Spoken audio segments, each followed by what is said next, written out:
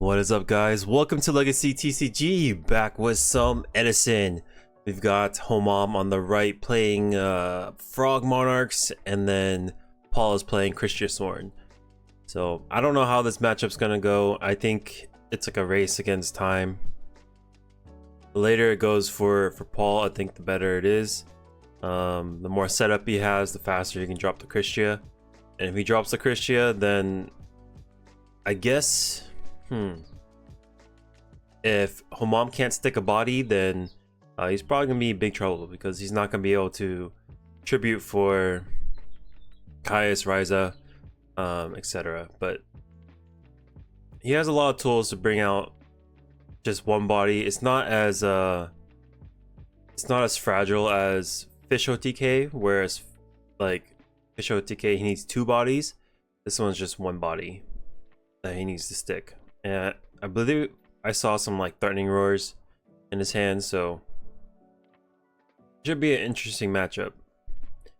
Paul's gonna Sarko for Solar Recharge. That'll help unbrick his hand. And then he will Raiko for the additional mill. Oh, I see. He wanted to mill so that he could potentially draw off Gareth, but he whiffs, unfortunately. Oh my god. Light and Darkness comes down. So he's going to do 26. And that's going to be a struggle. I think it has like 4 or 5 negates. And Paul's going to have to find a way to chain it. But, oh, actually, as a Lightsworn player, if he has just one Lightsworn that's not Gareth, and Raiko, then he can mill it out of existence. So that is the bright side of playing Lightsworns. But like, say if it goes like, okay, so yeah. So that's essentially what you do to solve the light and darkness problem. A quick 1-card fix. So it goes end phase, activate Lila effect, Lad negates, and then activate again, negate, activate again, negate. So looks like he's gonna discard Special Swap Frog. Maybe he returns the Lad to hand and then retries. Yeah. We'll go 1100. It's not bad. Because if you can keep doing that over and over, then eventually, yikes. Oh my gosh, JD and Arcus hits the field. So he goes down to 23, takes 7 plus 12 is 19.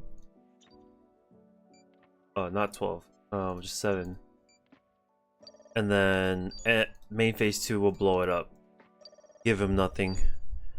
And a wolf hits the field, so not the end of the world. A monarch hasn't been summoned yet.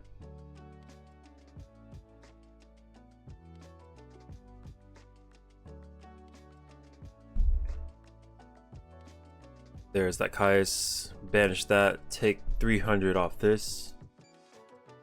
Okay. Can we... You got another JD? That'd be pretty sick. No, Lumina. Ditch. Mom's pretty healthy.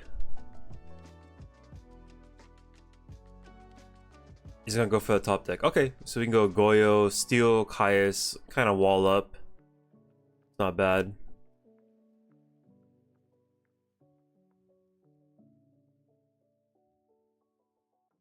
Then we can continue to mill some more. So we'll take 4 here. And then 1,000, I'm assuming. Mill 3. So that was all of our gas. That was... Oh my god. Oh man. Someone has like 5 cards in hand. Okay. I might be in trouble. 14. And set 2.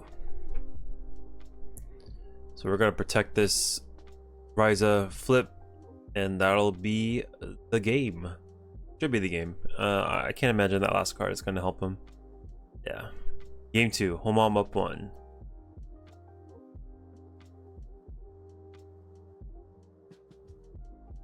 Yeah, that was... I don't know how he got so much advantage in that game.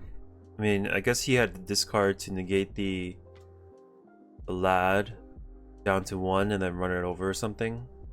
I guess that cost 2 cards.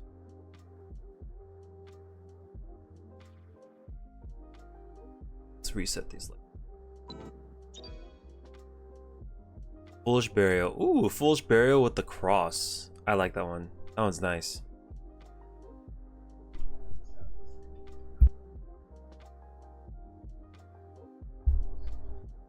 Ooh, and a Kaiku too. Whoa, whoa, whoa. That's a lot of... This is what we want to see. Tons of gas from Paul. But the Fader is there to protect his Treeborn Frog. I'm going Mia. Turn Arcus sideways and then middle couple. Fiend Comedian. Flips a coin and it gets banished. So I think like depending on heads or tails, if it's heads it blows up your opponent's graveyard. If it's tails, it like sends his like top of deck. I don't know. He's activated against me a couple times. I have to look it up. So we'll go Salt Frog.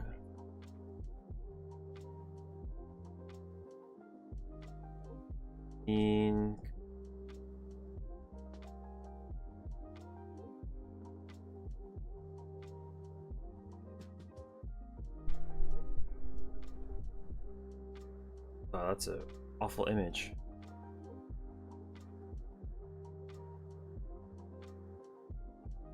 Toss a coin and call it. If you call it right, all your opponent's cards in the graveyard are removed from play. Call it wrong, send a number of cards equal to the cards in your opponent's graveyard from your deck to your graveyard. So it's like a win-win for him. In that instance, if he called it wrong, then he would mill 1. If Homam had like 5 cards in graveyard, he would have milled 5. So the only times the downside is if like Homam had like 30 cards in graveyard, right? And that'd be really bad and you mill out.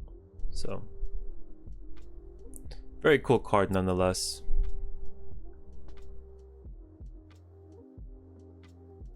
Then he ends up on a Gores that was tribute summon. So Homam produces a wall. We'll go Soul Purity Light, banish a couple lights.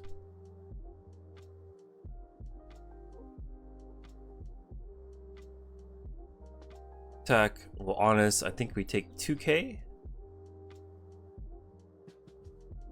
2k. And then main phase 2, sack for Kristya. Ooh, this might be tough. So Homam wants to stick a body, but if he can't, not likely he can spin this Kristya off the field. This is like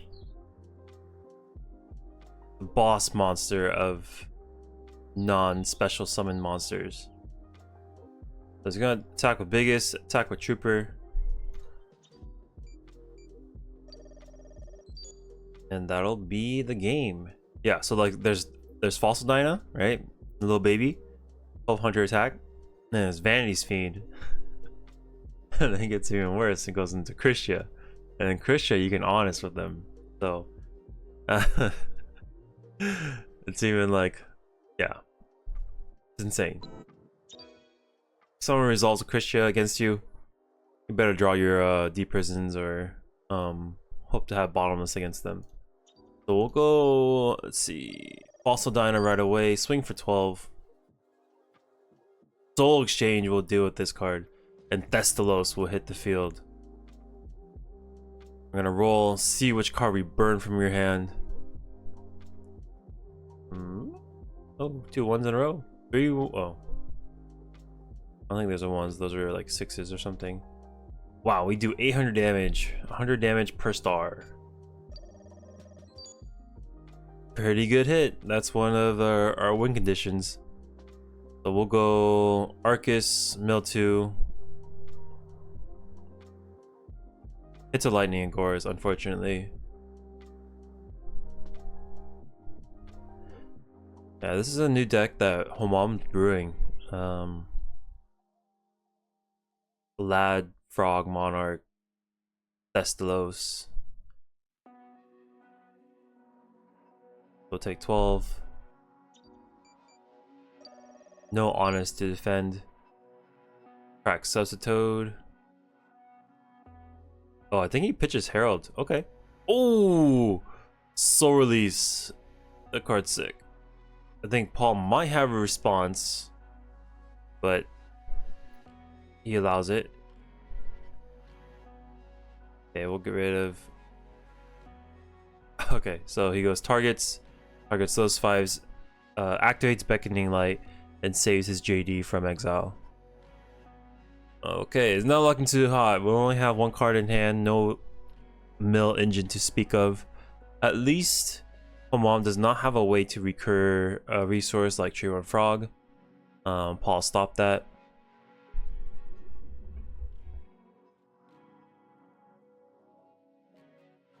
But as of right now, we have no way to mill. So if he draws like Charger Light Brigade, that'd be pretty sick. Also, that playmat by on Homam's side is really old. It's like 10 years old. It's like a festival spell ground. Festival ground, what it says. It's Year of the Monkey, and I think the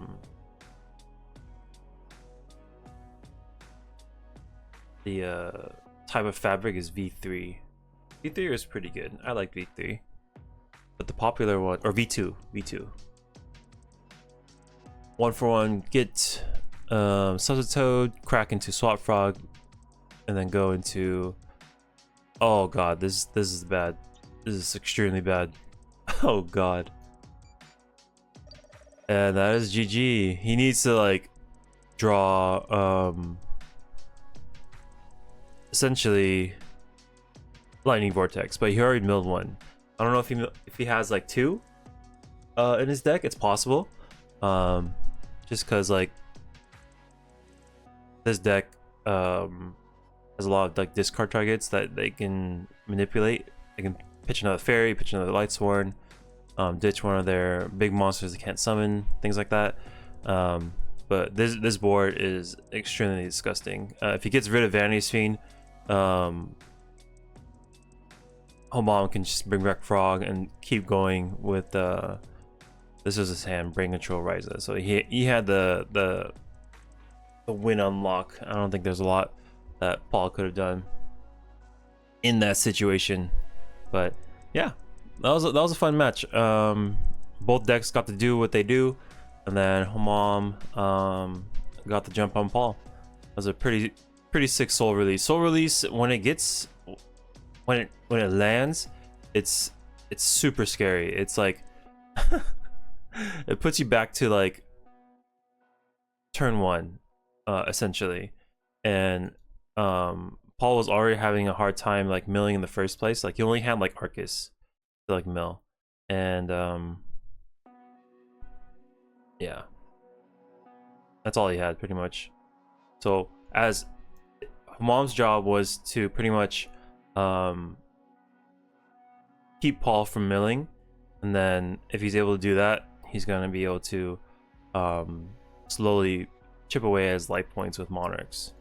But yeah, anyways, if you guys like the videos, make sure to subscribe, and I will catch you on the next one. Peace.